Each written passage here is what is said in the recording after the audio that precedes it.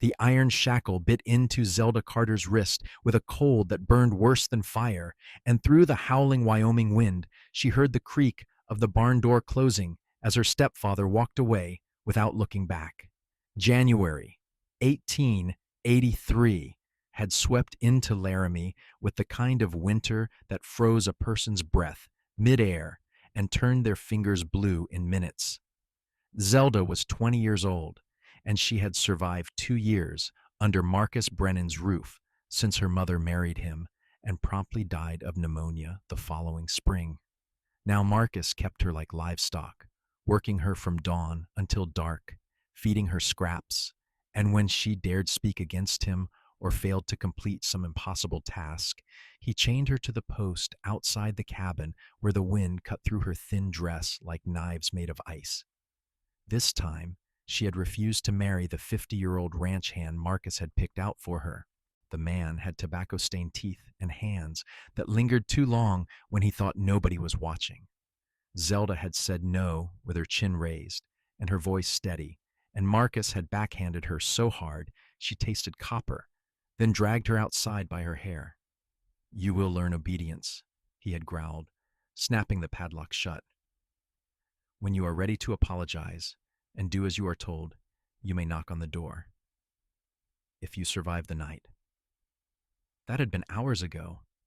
The sun was setting now, painting the snow-covered plains in shades of pink and gold that would have been beautiful if Zelda could feel anything besides the cold. She had wrapped her arms around herself and tucked her hands into her armpits, but the shivering had progressed from uncomfortable to violent. Her teeth chattered so hard she worried they might crack. The chain was only 4 feet long, attached to a metal ring bolted into the heavy post that supported the porch roof. She could reach the cabin wall, but not the door, could huddle against the logs, but found no warmth there. She thought about her mother, about the woman's soft hands and softer voice, about how she used to sing while she braided Zelda's dark hair. Her mother had been desperate when she married Marcus, a widow with no income and a daughter to feed. She had not known what kind of man he truly was, or perhaps she had known and simply had no choice. Zelda refused to cry.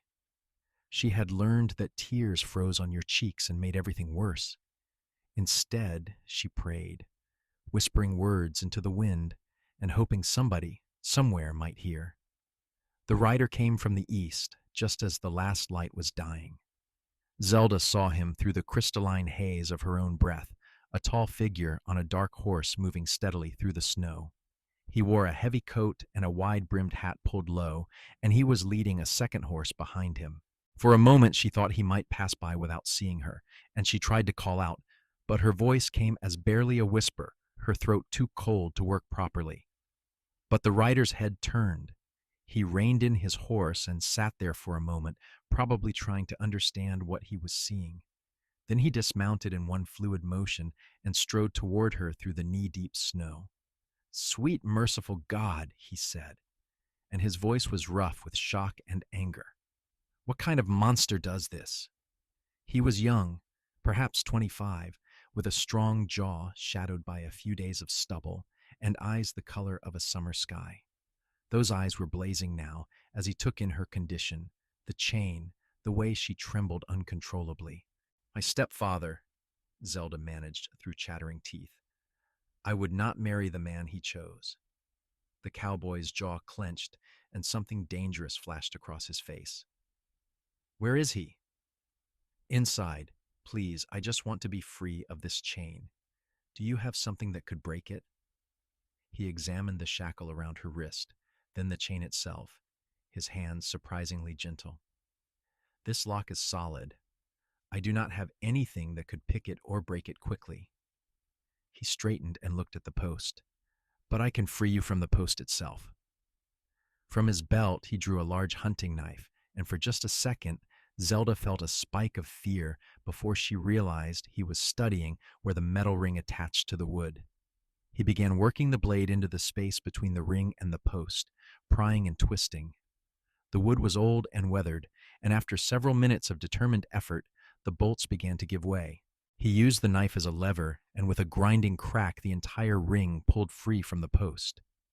The chain was still attached to Zelda's wrist, but she was no longer tethered to anything. "Thank you," she breathed. "Thank you so much." "Can you walk?" he asked, already shrugging out of his heavy coat. "I think so." He wrapped the coat around her shoulders. It was warm from his body and smelled like leather and wood smoke and horse, and the relief was so intense that Zelda's knees nearly buckled. The cowboy caught her elbow, steadying her. "Easy now. You have been out here too long. We need to get you warm, or you will lose fingers and toes, maybe worse." He glanced at the cabin. "I should go in there and teach your stepfather what it feels like to be helpless in the cold." "No," Zelda said quickly. She grabbed his arm with her free hand. The other hand still had the chain dangling from the shackle, the metal ring and a foot of links clanking against the ground. "Please, I just want to leave. I do not ever want to see him again." The cowboy looked at her for a long moment, and she watched him wrestle with his anger. Finally, he nodded. "All right, but you cannot stay out here another minute. Can you ride?" "Yes." He led her to his horses, and she saw that the second horse was packed with supplies. This was a man on a journey, not just passing through. He helped her into the saddle of his riding horse, then mounted behind her. His arms came around her to take the reins, and the warmth of his body against her back was the most wonderful thing Zelda had ever felt. She sagged against him without meaning to, and he adjusted his position to support her better. "There is a doctor in town," he said. "Half an hour's ride. Can you hold on that long?" "Yes." "My name is Owen Vaughn," he told her as he urged the horse forward. "I am a horse wrangler from Colorado, heading north to Montana for work." "Zelda Carter," she replied. "And you just saved my life, Owen Vaughn." Any decent person would have done the same. But Zelda knew that was not true. She had lived in Laramie for 2 years, and plenty of people had seen the bruises on her face, the way Marcus treated her. No one had intervened. No one had helped. They had looked away because it was easier, because Marcus Brennan was a man with land and money, and no one wanted trouble. Owen rode quickly but carefully, mindful of her weakened state. The pack horse followed on its lead rope. Zelda felt sensation returning to her hands and feet, and with it came pain, a burning prickling that made her gasp. "I know it hurts," Owen said quietly. "That means there is still blood flow. That is good." She focused on his voice, on the steady rhythm of the horse's gait, on staying conscious. The lights of Laramie appeared in the distance, warm yellow squares in the blue dusk. Owen headed straight for a house on the edge of town, with a sign that read Dr. Samuel Richardson. He dismounted and lifted Zelda down, as if she weighed nothing, then carried her up the steps and kicked the door hard enough to rattle it in its frame. A gray-haired man in spectacles opened it, annoyance on his face until he saw what Owen held. "Bring her in, quickly." The house was blessedly warm. Dr. Richardson directed Owen to place Zelda on an examining table in a side room, then immediately began checking her over with practiced efficiency. He looked at her fingers and toes, felt her pulse, examined the raw skin under the shackle. "This needs to come off," he said, indicating the iron cuff. "Do you have the key?" "Her stepfather has it," Owen said, and his tone made it clear what he thought of that. "Can you remove it?" "I have tools." Dr. Richardson disappeared into another room and returned with a small hacksaw and a metal file. He worked carefully, patting the shackle with cloth to protect Zelda's skin while he sawed through the metal. It took nearly 20 minutes, but finally the cuff fell away. Zelda's wrist was bruised and bleeding in places where the iron had rubbed her skin raw. "You are very lucky," the doctor said as he cleaned and bandaged the wounds. "Your extremities have some frostbite, but not severe. You will keep all your fingers and toes if we treat this properly. You need to warm up slowly. No hot water or direct heat, that will cause more damage. And you need food, rest, and warmth." "She cannot go back to where she came from," Owen stated. "Absolutely not, Doctor." Richardson looked at Zelda kindly. "Do you have anywhere to stay, miss?" Zelda shook her head. "No family, no money, Nowhere to go. The doctor frowned, considering. There is a boarding house run by Mrs. Adelaide Porter. She is a good Christian woman, takes in girls who need help sometimes. But you would need to pay eventually, once you are well enough to work. I can work, Zelda said quickly. I am strong. I can clean, cook, mend, help with laundry, whatever is needed. Not tonight, you cannot, Dr. Richardson said firmly. Tonight you rest. I will send word to Mrs. Porter, explain the situation. She will understand. Owen had been standing by the door, silent, his hat in his hands. Now he stepped forward. I will pay for her boarding for the first month. That should give her time to recover and find employment. Both Zelda and the doctor looked at him in surprise. Sir, that is not necessary, Dr. Richardson began. I know it is not necessary. I want to do it. Owen's blue eyes met Zelda's, and there was something fierce and protective in his gaze that made her heart skip. No one should suffer what was done to her. If I can help make sure she has a safe place to land, I will. That is very generous, the doctor said slowly. Mrs. Porter charges $2 a week, including meals. $8 then.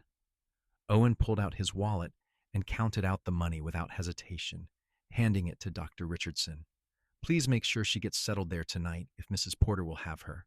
If not, find somewhere else safe and I will cover the cost. I will, the doctor promised. Owen put his hat back on and nodded to them both. I should be going. I need to find somewhere to stable my horses. Wait, Zelda said, standing up too quickly. The room spun and she grabbed the table for support. Please wait. He paused, looking back at her. Why? She asked. You do not know me? Why would you do all this? Owen was quiet for a moment. My mother was married to a man who hurt her. I was too young to stop it, too small to protect her. He would lock her in the cellar in winter, beat her for the smallest things. She died when I was 12, and I have always believed it was him who killed her, though no one could prove it.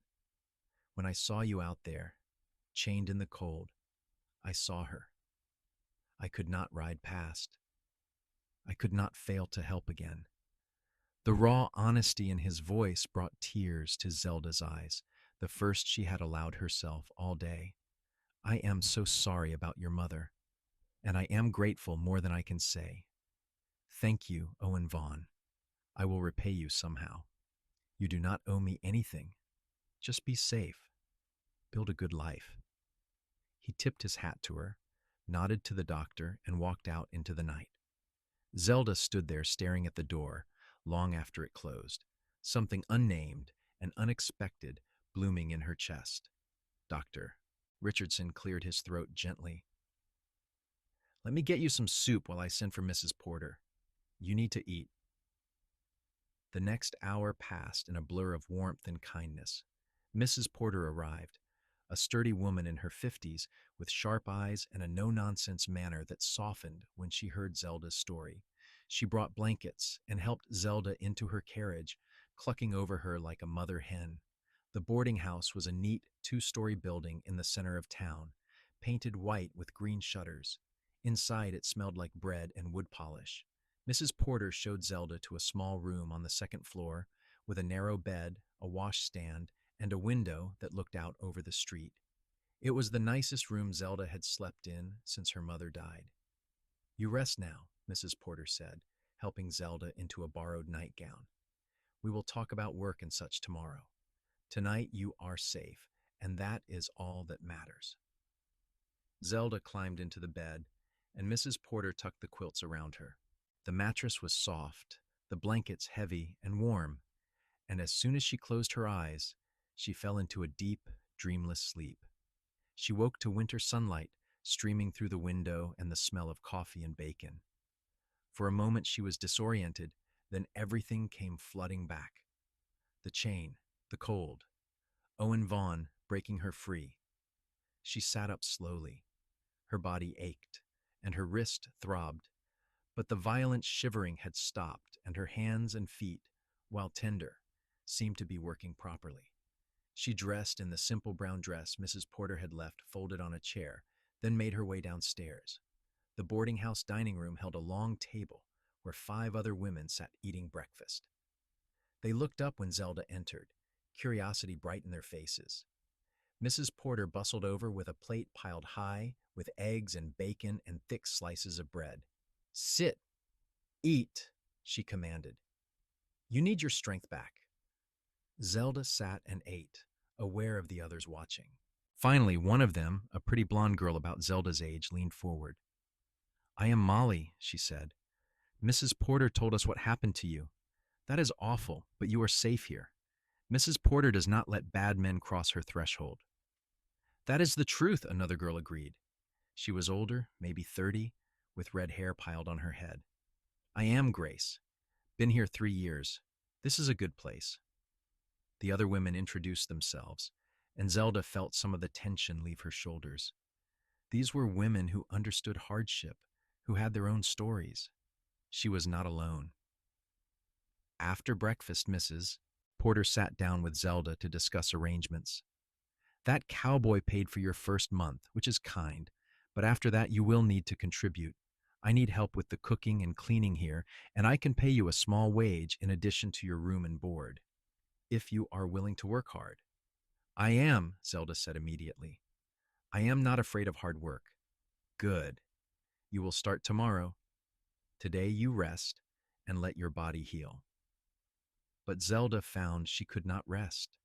Her mind kept returning to Owen Vaughn, to his kindness, to the way he had looked at her with those blue eyes full of fury at her stepfather and gentleness toward her. She kept thinking about how he had given his coat, paid for her room, shared his own pain to help her understand she was not alone. She wanted to thank him properly, but he had been traveling through, heading to Montana. He was probably miles away by now, already gone from her life as quickly as he had entered it. The thought made her unexpectedly sad. 3 days passed. Zelda's strength returned, and she began helping around the boarding house, cooking meals and washing linens and scrubbing floors. The work was hard but honest, and Mrs. Porter was a fair employer who never raised her voice or hand. It was so different from life with Marcus that sometimes Zelda had to stop and remind herself it was real. On the 4th day, she was hanging laundry in the backyard when Molly came running out. "Zelda, there is a man here asking for you." Zelda's first thought was terror. Marcus, he had found her. But Molly was smiling, not frightened. "He says his name is Owen Vaughn." Zelda's heart jumped into her throat. She dropped the sheet she was holding back into the basket and ran inside, not bothering to remove her apron or tidy her hair. Owen was standing in the front parlor, hat in hands, looking as nervous as she felt. "You are still here," she said breathlessly. "I am." He shifted his weight from one foot to the other. "I know I said I was heading north, but I have been thinking. Laramie is a growing town, needs good horses and people who know how to train them. I met a man who owns the livery stable, name of Tom Hawkins. He is getting old and wants to sell. I have some money saved. I could buy him out, start my own business here." "That sounds like a wonderful opportunity," Zelda said carefully, not quite daring to hope she understood why he was telling her this. "The thing is," Owen continued, and now he was looking directly at her, "I cannot stop thinking about you. I know we only just met. I know you have been through something terrible and probably need time to heal. But I wanted you to know that I am staying. And if you would allow it, I would like to call on you. Properly. Take you to dinner. Get to know you. See if maybe this feeling I have is not just me being foolish." Joy flooded through Zelda. So suddenly she felt dizzy. "You are not being foolish. I have been thinking about you too. Constantly." The relief on Owen's face was beautiful to see. "Really?" "Really." She smiled, and it felt like the first genuine smile she had worn in years. "I would very much like you to call on me, Owen Vaughn." He grinned, and the expression transformed his serious face into something warm and boyish. Then I will. Are you free for dinner tonight? I will have to ask Mrs. Porter, but I believe so. 7 o'clock? I will come by to collect you. I will be ready. He left, and Zelda stood in the parlor, pressing her hands to her heated cheeks, feeling like she might float away. Molly appeared in the doorway, practically bouncing with excitement. He is so handsome, and the way he looked at you. Oh, Zelda, this is so romantic. It is early days, Zelda cautioned, but she could not stop smiling. Mrs. Porter gave her permission to go to dinner, though she insisted on meeting Owen first when he arrived that evening. She subjected him to a thorough questioning about his intentions and prospects, while Zelda waited upstairs in the nicest dress Molly had loaned her. Finally, Mrs. Porter called up the stairs that Zelda could come down. He is a good man, Mrs. Porter whispered as Zelda passed her in the hall. Honest eyes, you have my blessing. Owen took her to a restaurant called the Silver Spur, one of the nicer establishments in Laramie. Over plates of steak and potatoes, they talked, really talked. Owen told her about growing up in Colorado, about working with horses since he was old enough to walk, about watching his mother suffer and being unable to help. Zelda told him about her own mother, about the brief happy years before her father died in a mining accident, about Marcus and the nightmare her life had become. You are so strong, Owen said quietly. Stronger than you probably realize. Most people would have broken under that kind of cruelty. I came close, Zelda admitted. That night, chained outside, I thought I might die. Part of me almost welcomed it, because at least it would be over. But then you came. I am glad I came when I did. I cannot stand thinking about what would have happened if I had taken a different road or stopped somewhere else for the night. Do you believe in fate? Zelda asked. I never used to.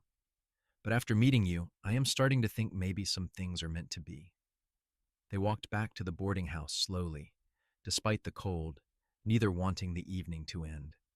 At the front steps, Owen took her hand carefully, mindful of her healing wrist. May I see you again? I would like that very much. Tomorrow? She laughed. Tomorrow I have to work all day, but the day after tomorrow is Sunday. I have the afternoon free. Then I will call for you at noon, if that suits you. Perfect. He squeezed her hand gently and left. Zelda watched him walk away down the snowy street, his breath making clouds in the cold air. She touched her fingers to her lips, feeling like she was in a dream. The weeks that followed were the happiest of Zelda's life. Owen bought the livery stable from Tom Hawkins and threw himself into building his business. He had a gift with horses that bordered on magical, a patience and understanding that made even the most skittish animals trust him. Word spread quickly, and soon ranchers from all over the territory were bringing him their horses to train. Every Sunday and as many weekday evenings as he could manage, Owen spent time with Zelda. They walked through town, attended church socials, had dinner at the boarding house where Mrs. Porter had adopted Owen as a sort of honorary son and heaped extra helpings of food on his plate. They talked about everything and nothing, learning each other's thoughts and dreams and fears. Owen never pushed her, never tried to steal kisses in dark corners or make her uncomfortable. He treated her with a respect that Zelda had never experienced from a man before. But there were moments when their hands would brush and electricity would spark between them, when he would look at her in a certain way and she would feel heat flood through her body, when she would catch herself staring at his mouth and wondering what it would be like to kiss him. Spring came to Wyoming in a rush of melting snow and green grass. By then, Zelda and Owen were inseparable. Everyone in town knew they were courting, and the general consensus was that they made a fine couple. Zelda bloomed under the safety and happiness of her new life, the shadows leaving her eyes and color returning to her cheeks. She had been promoted to assistant manager at the boarding house, and Mrs. Porter relied on her for more and more of the daily operations. It was a warm evening in May when everything changed. Owen had taken Zelda on a picnic outside of town to a spot by the Laramie River where wildflowers carpeted the ground in purple and yellow. They had eaten the food Mrs. Porter packed for them and were lying on a blanket watching clouds drift across the blue sky. Zelda, Owen said suddenly, propping himself up on one elbow to look at her. I need to tell you something. The seriousness in his tone made her heart speed up. What is it? I love you. The words came out in a rush, like he had been holding them back for too long. I have loved you almost from the moment I met you, and it just grows stronger every day. I know we have only known each other a few months, but I cannot imagine my life without you in it. You are the kindest, strongest, most beautiful person I have ever met, and I want to spend the rest of my life making you happy. Zelda's eyes filled with tears, but they were good tears, joyful tears. I love you too, she whispered. So much it scares me sometimes. Owen reached out and wiped the tears from her cheeks with his thumb. Do not be scared. I will never hurt you. I will never raise a hand to you or speak cruel words or treat you as anything less than the precious gift you are. I swear that on my life. I know, she said. I trust you, Owen, completely. He leaned down slowly, giving her time to pull away if she wanted, but she did not want to. She met him halfway, and their lips touched in a kiss that was gentle and sweet and perfect. It was Zelda's first kiss, and she felt it all the way down to her toes, a warmth that had nothing to do with the spring sunshine. When they finally pulled apart, both breathless, Owen rested his forehead against hers. Marry me, he said. I do not have a ring yet, but I will get you one. Marry me, Zelda Carter. Be my wife. Yes, she said without hesitation. Yes, of course, yes. He kissed her again, deeper this time, and Zelda wrapped her arms around his neck and kissed him back with all the love and gratitude and hope in her heart. They were married in June in the small church on Main Street with half the town in attendance. Mrs. Porter cried through the entire ceremony. Molly and Grace served as bridesmaids. Tom Hawkins, who had become something of a mentor to Owen, stood up with him as best man. Zelda wore a dress of white lace that Mrs. Porter and the boarding house girls had sewn together, and she carried a bouquet of Wyoming wildflowers. Owen wore his best suit and looked so handsome that Zelda's breath caught when she saw him waiting at the altar. When the pastor pronounced them man and wife and Owen kissed her, Zelda felt a completeness she had never known existed. This was what her mother had wanted for her. This was the life she had been fighting to survive for.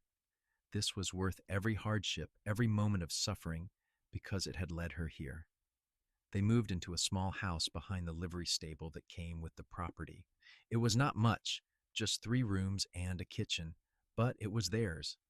Owen carried Zelda over the threshold and set her down gently in what would be their bedroom, and they looked at each other with a mixture of desire and nervousness. I have never, Zelda started to say, then blushed. I know, Owen said gently. Neither have I, truth be told. We will figure it out together. And they did, with patience and laughter, and whispered words of love. Owen was tender with her, careful of her past trauma, making sure she felt safe and cherished every moment. When they finally came together as husband and wife, it was perfect in its imperfection, awkward and sweet, and ultimately deeply satisfying. Afterward, lying wrapped in his arms, Zelda thought about that frozen night in January, about the chain and the cold, and how close she had come to death. If someone had told her then that just 5 months later she would be married to a good man who loved her, safe and happy in her own home, she never would have believed it. Life could change so quickly. Nightmares could become dreams. The following months were busy and joyful. Owen's business thrived, and Zelda continued working part-time for Mrs. Porter while also helping Owen with the stable books and managing the household. They fell into an easy partnership, both in work and in life. They laughed often, talked late into the night, made love with increasing passion and confidence. Owen treated Zelda like she was precious, and in return she gave him all the love and loyalty in her heart. Summer faded into fall, and one September morning, Zelda woke up feeling queasy. She barely made it outside before she was sick in the bushes. Owen came running, concern written all over his face. Are you all right? Should I fetch the doctor? No, Zelda said, wiping her mouth. Then she looked up at him, and a smile spread across her face despite the nausea. No, I think I am fine. Better than fine, actually. Owen, I think I might be with child. His eyes went wide. Truly? I have missed my courses, and now this. I think so. A grin broke across his face, so wide and happy that it made Zelda laugh. He picked her up and spun her around, then immediately set her down looking worried. Sorry, should I not have done that? I do not want to hurt you or the baby. You did not hurt anything, she assured him, taking his hands. Are you happy? Happy? Zelda, I am beyond happy. I am going to be a father. We are going to have a family. His eyes suddenly filled with tears. A real family, where everyone is loved and safe and protected. Yes, Zelda said, her own eyes watering. Yes, exactly that. Dr. Richardson confirmed the pregnancy a week later.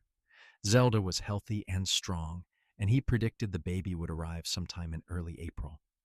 Owen immediately became overprotective, insisting that Zelda rest more and work less, fussing over her like a mother hen. She found it endearing, though she had to remind him frequently that she was pregnant, not fragile. Winter came again, and this time when the snow fell and the wind howled, Zelda was safe and warm in her home with her husband's arms around her. On those coldest nights, Owen would hold her close, and they would talk about the baby, wonder if it would be a boy or girl, discuss names and plans and dreams. I want to be a good father, Owen said one night, his hand resting on Zelda's growing belly. Better than mine was. Better than your stepfather. You will be, Zelda assured him. You have the most important quality already. You know how to love. In February, on a Sunday afternoon, there was a knock at the door. Owen answered it and found Marcus Brennan standing there, hat in hands, looking older and harder than Zelda remembered. She heard his voice from the kitchen and froze, her hand going instinctively to her stomach. Owen's voice was cold as ice. You are not welcome here. I came to speak to my stepdaughter, Marcus said. I have a right to see her. You have no rights where she is concerned. You lost those when you chained her outside to freeze to death. That was a misunderstanding. I was teaching her a lesson. I never meant real harm. Owen stepped forward, and though he was not as big as Marcus, there was something dangerous in his posture that made the older man back up. Get off my property. If you ever come near my wife again, if you ever so much as look at her across the street, I will make you regret it in ways you cannot imagine. Your wife? Marcus's face reddened. She is my ward. She had no right to marry without my permission. She is 21 years old and needed no one's permission. She is my wife under law and under God, and she is beyond your reach forever. Now leave before I throw you out. Zelda appeared in the doorway behind Owen, her hand on his shoulder. I have nothing to say to you, Marcus. You are not my family. Owen is my family. This baby is my family. You are nothing to me. Marcus looked at her pregnant belly, and something ugly crossed his face. You were always trouble, just like your mother. Do not speak of her mother. Owen snarled. Do not speak at all. Get out. Marcus left, muttering threats and curses, and Owen closed the door firmly, locking it. He turned to Zelda and saw she was shaking. I am sorry, he said, pulling her into his arms. I should not have let him stay even that long. You protected me, Zelda said, pressing her face against his chest. You always protect me. I am not afraid, not anymore. He cannot hurt me. But that night, just to be safe, Owen borrowed Tom Hawkins's shotgun and kept it by the door. Marcus did not return, but they heard later that he had been making noise in town about wanting compensation for Zelda's lost labor, claiming Owen had stolen his property. Most people ignored him, knowing the truth, but there were a few who thought a man had rights over his household and Owen had overstepped. It created a tension that lasted through the rest of the winter. Then in March, Marcus Brennan got drunk at the saloon and got into a fight with another rancher over a card game. He ended up taking a punch that sent him sprawling, cracking his head on the corner of a table. He died 2 days later without regaining consciousness. Zelda did not attend the funeral. She felt no grief at Marcus's death, only a profound relief that he could never threaten her or her family again. Owen held her while she cried tears that were more about release than sorrow, about closing a chapter of pain forever. "It is over now," he murmured into her hair. "He is gone and he can never hurt you again. You are free, truly free." And she was. The weight she had been carrying, the fear that Marcus might find some way to cause trouble, lifted away. She could breathe fully for the first time in years. 3 weeks later, on a warm April evening, when the prairie was turning green with new grass, Zelda went into labor. Mrs. Porter arrived to help, experienced in such matters from raising 7 children of her own. Dr. Richardson came as well. Owen paced the front room, trying not to panic at every sound his wife made. Labor was long and hard, lasting through the night and into the next morning. But finally, as the sun rose golden over Laramie, Zelda gave one last exhausting push, and their baby came into the world crying lustily. "It is a boy," Dr. Richardson announced, placing the squirming, wailing infant on Zelda's chest. "A big, healthy boy." Zelda looked down at her son, at his tiny, perfect face and waving fists, and felt a love so overwhelming it was almost painful. Owen came into the room, his face pale and anxious, and stopped dead when he saw them. "You have a son," Zelda said, smiling through exhausted tears. Owen approached slowly, as if in a dream. He reached out with one finger to touch the baby's tiny hand, and immediately the little fingers closed around his, gripping tight. The expression on Owen's face was something Zelda would remember forever. Wonder and joy and fierce protective love all mixed together. "Hello, little one," he whispered. "I am your father, and I promise you, I will always keep you safe. I will always love you. You will never know cold or hunger or fear, not while I have breath in my body." They named him James Owen Vaughn, after no one in particular, just because they liked the name. Jamie, they called him. He had Owen's blue eyes and Zelda's dark hair, and he was the most beautiful baby either of them had ever seen, though Mrs. Porter assured them all parents said that. The months after Jamie's birth were exhausting but magical. Zelda had never known she could be so tired and so happy at the same time. Owen was a devoted father, waking in the night to help with feedings, changing diapers without complaint, walking the floor with Jamie when he was fussy. He sang lullabies in a surprisingly good voice and made silly faces that had his son giggling as soon as he was old enough to laugh.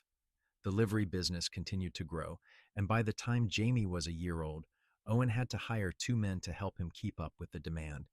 They built an addition onto the house, adding 2 more bedrooms and expanding the kitchen. Zelda cut back her hours with Mrs. Porter to just a few mornings a week, wanting to spend more time with her son. Life was good, better than good. It was everything Zelda had ever dreamed of during those dark days with Marcus, everything she had prayed for while chained in the winter cold. She had a husband who adored her, a healthy, beautiful son, a home and friends, and a place in the community. She was respected and loved. When Jamie was 2, Zelda became pregnant again. This time the pregnancy was easier, and in the spring of 1886, she delivered a daughter they named Rose Elizabeth Vaughn.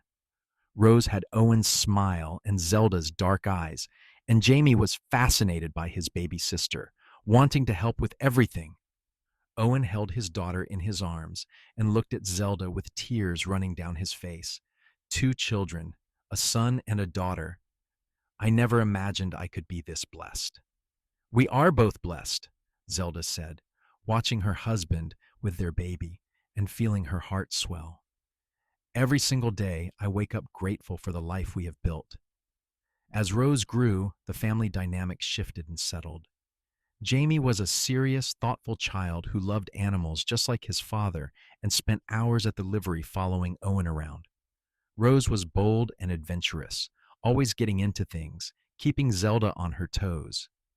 Owen doted on both his children equally, teaching Jamie about horses and reading stories to Rose every night before bed.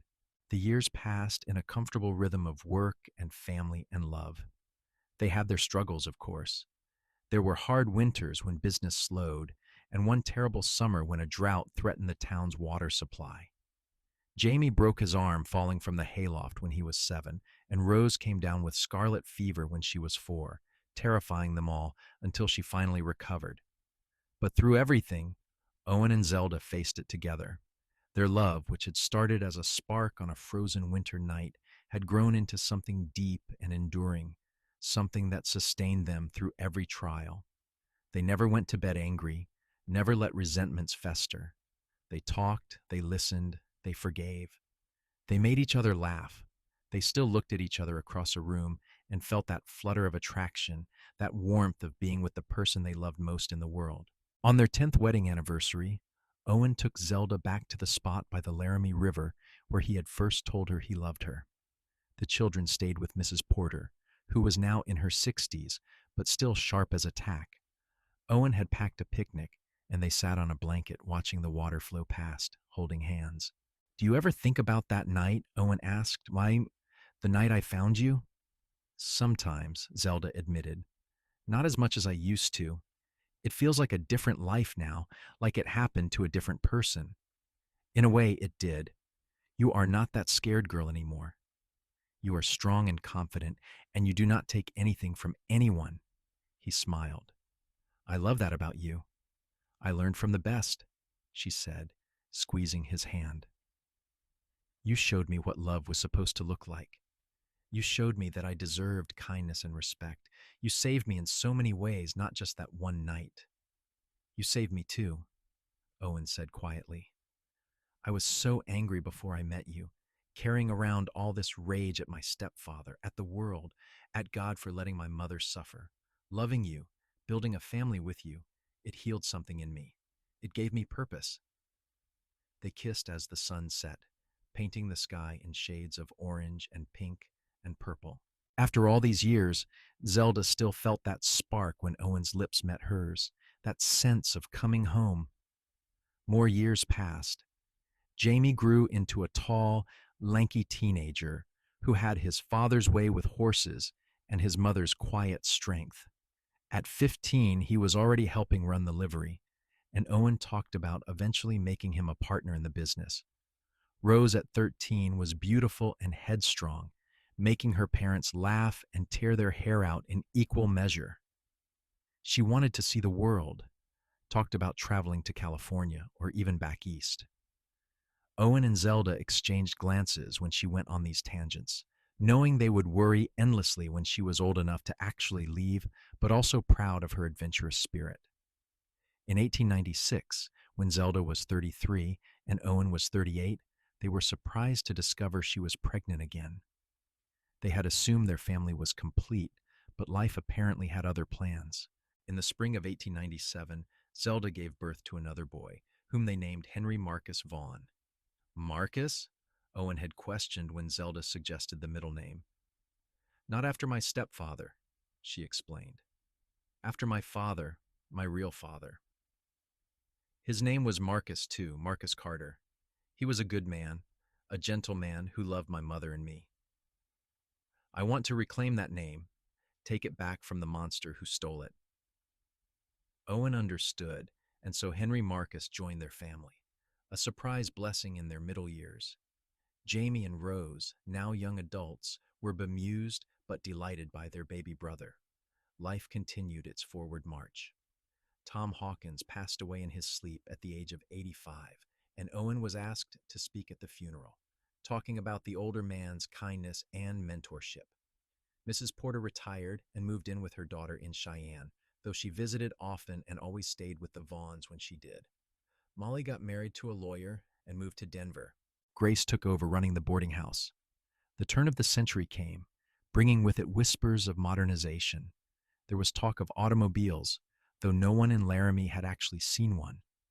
The railroad had been through for decades now, but there were rumors of expanded lines. The wild days of the frontier were fading into memory, replaced by something more civilized, more settled.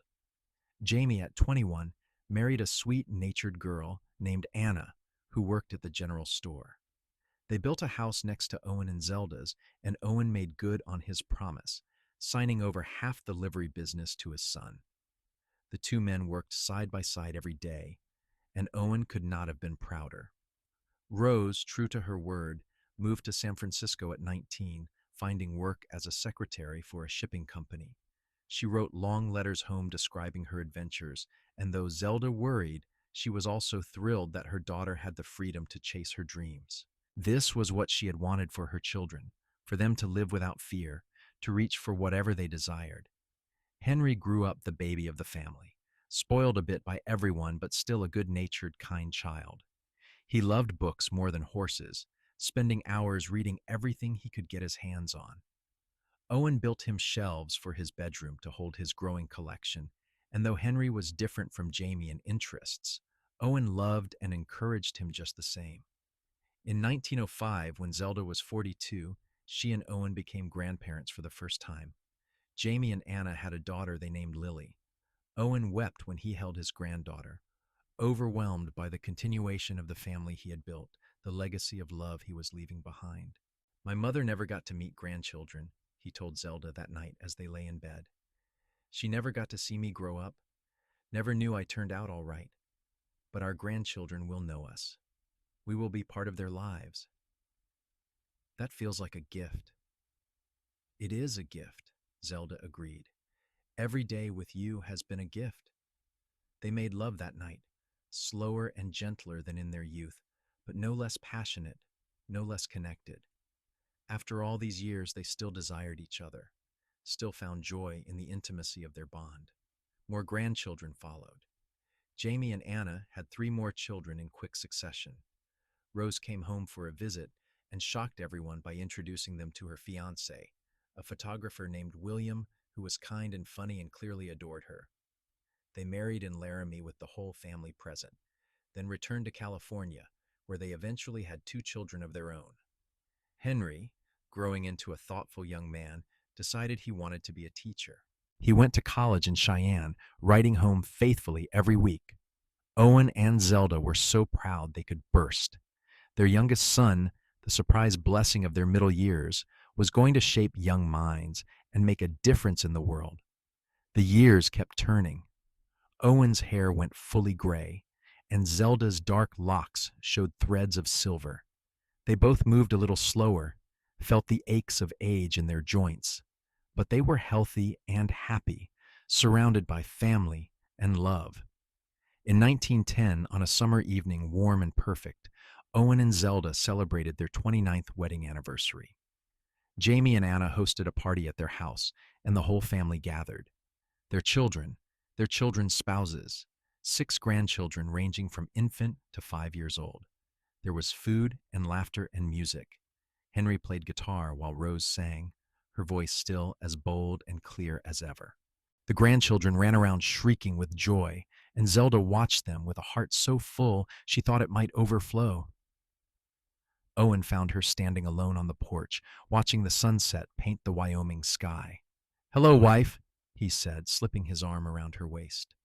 "Hello, husband," she replied, leaning into him. "What are you thinking about?"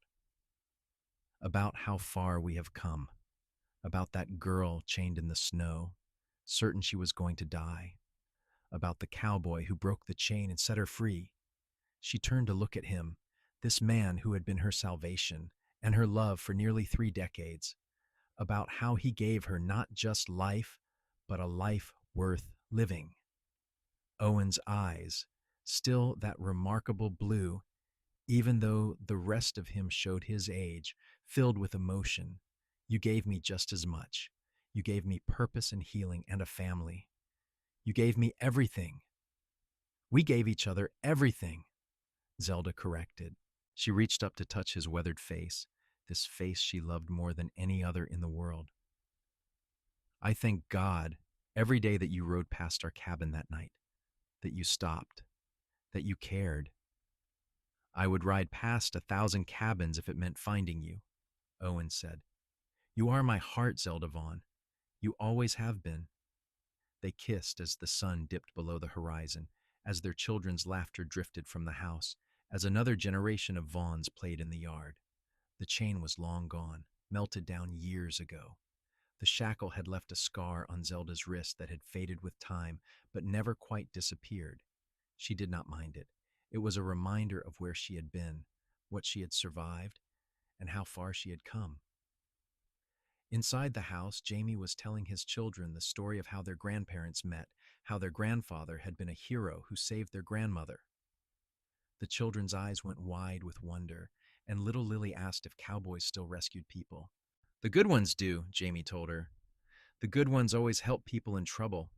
That is what your grandfather taught me. Owen heard this through the open window, and he felt a warmth spread through his chest that had nothing to do with the summer heat. This was his legacy. Not just the successful business, not just the land and the house and the material things. His legacy was love, was kindness, was teaching his children and grandchildren to be good and brave and to help those who needed it. He looked at Zelda and she looked back at him, and in that moment, no words were needed. They understood each other perfectly, as they had since that very first night. They had built something beautiful from the worst of circumstances. They had created light from darkness, love from pain, family from ashes. The party wound down as the stars came out. Owen and Zelda walked home through the warm night, hand in hand, the way they had walked together through life for 29 years. Their little house behind the livery was quiet and peaceful. They sat together on the porch swing Owen had built years ago, listening to the sounds of the night, the distant whinny of horses, the chirp of crickets. Do you have any regrets? Zelda asked suddenly. Owen considered the question seriously. Only one. I regret that I did not find you sooner. I regret all the years you suffered before I came along. But if you had come sooner, you might have ridden past without stopping. You might have been too young, or I might have been too broken to accept help. Maybe the timing was exactly as it needed to be.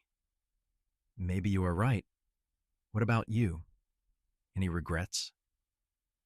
Zelda shook her head. Not a single one. Every hardship led me to you, to this life, to our family. I would not change anything because I might lose what we have. They sat in comfortable silence for a while longer, then went inside. Their bedroom was familiar and cozy, filled with the accumulated memories of nearly 3 decades of marriage. They helped each other undress, unself-conscious after all these years. Owen traced the faded scar on Zelda's wrist with his finger, as he often did, a tender gesture acknowledging her past and celebrating her survival. They made love gently and fell asleep wrapped in each other's arms, the way they had every night of their marriage. In sleep, Zelda dreamed not of chains and cold, but of sunshine and horses and the sound of her grandchildren laughing. Owen dreamed of nothing at all, just rested deeply, peacefully, secure in the knowledge that he had done what he set out to do. He had loved well, raised his family well, lived a good and honorable life.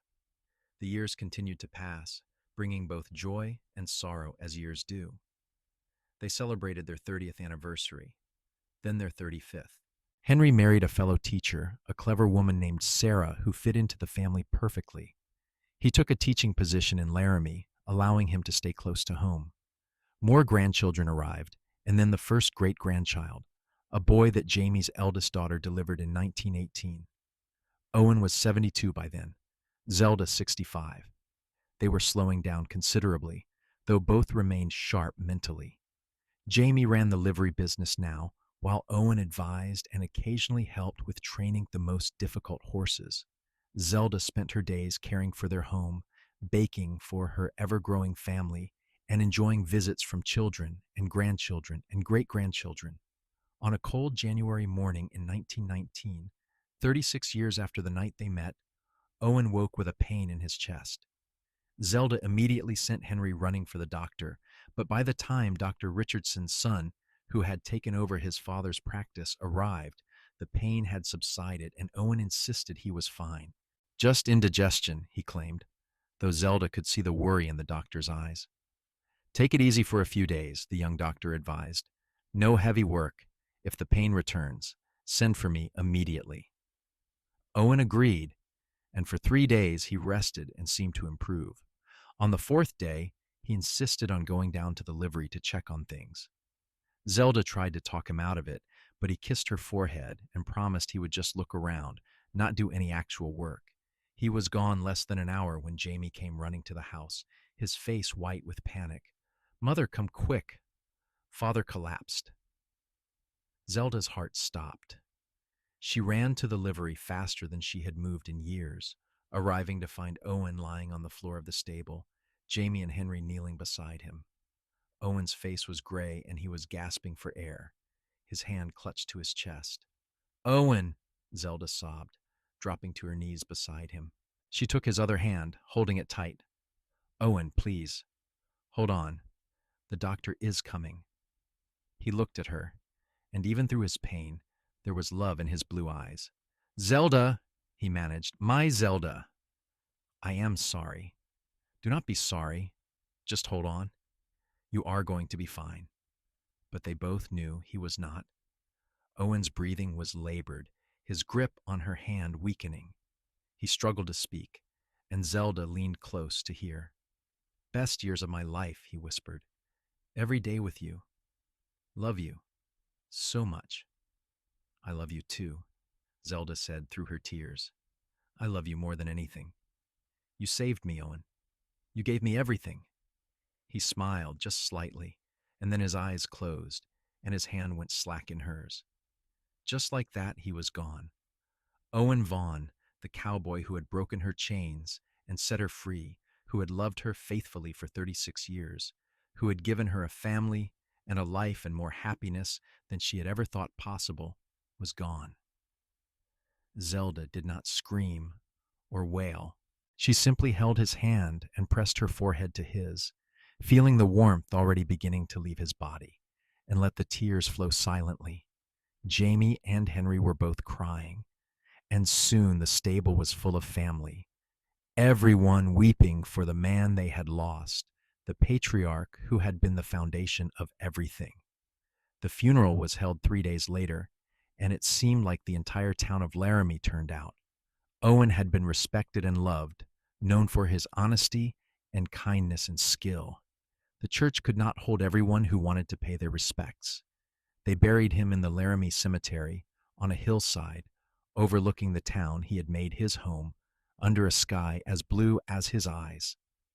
Zelda stood at the grave, surrounded by her children and grandchildren and great-grandchildren, this family that Owen had helped her create, and she thought about the chain, how it had bound her in darkness, and how Owen had broken it and given her light, how he had spent the rest of his life making sure she always felt free and safe and loved.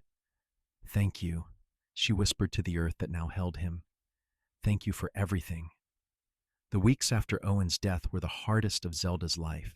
She had survived abuse and near death by freezing, but losing Owen was worse than all of it. He had been her partner, her best friend, her love for more than half her life. The house felt empty without him, the bed too large, the silence overwhelming. But she was not alone. Her children rallied around her, and Jamie insisted she move in with him and Anna. Zelda agreed, knowing she could not bear to live in the house she had shared with Owen by herself. Henry and Sarah visited every day. Rose came from California and stayed for 2 months, helping her mother through the worst of the grief. Slowly, painfully, Zelda learned to live with the loss. She found comfort in her grandchildren, in watching them grow and play and learn. She told them stories about their grandfather, making sure they understood what a good man he had been. She baked and cooked and helped Anna with the housework. She went to church and visited friends and tried to find purpose in each day. Time did what it does. The sharp pain of loss dulled to a constant ache that was bearable. Zelda could think about Owen and smile at the memories more often than she cried. She could see his features in Jamie's face, his expressions in Rose's mannerisms, his gentleness in Henry's personality, and it brought her comfort rather than sorrow. 5 years after Owen's death, in 1924, Zelda was 71 years old. She was frail now, her body worn by age and grief. She spent most of her time in a chair by the window, watching the world go by, occasionally nodding off. Her mind was still sharp, and she loved when the great-grandchildren came to visit, climbing into her lap to hear her stories. One morning in January, she woke feeling strange, light, as if she weighed nothing at all. The pain that had become her constant companion in old age was gone. She sat up in bed feeling better than she had in years, and there was light coming from somewhere that should not have light. She turned her head and saw him standing in the corner of the room, young and strong and smiling. Owen looking exactly as he had the night they met, with those blue eyes and that serious face she had loved so much. "Hello, wife," he said, and his voice was warm and real. "Owen?" Zelda looked down at herself and realized she was young again too, 20 years old, her dark hair long and unthreaded with silver, her body strong and whole. "What is happening?" "It is time to go," Owen said, holding out his hand. "If you are ready." She understood then. This was death, but it did not feel like dying. It felt like waking up from a very long sleep. She looked toward the door of the bedroom, thinking about her children downstairs, about leaving them. "They will be all right," Owen assured her. "You raised them well. They are strong and good and surrounded by love. They will miss you, but they will be fine." Zelda believed him. She took his hand, and the moment their fingers touched, she felt complete again, whole in a way she had not felt since he died. They were young and together, and there was no more pain, no more sorrow, only love. "I missed you so much," she said. "I know. I was waiting for you."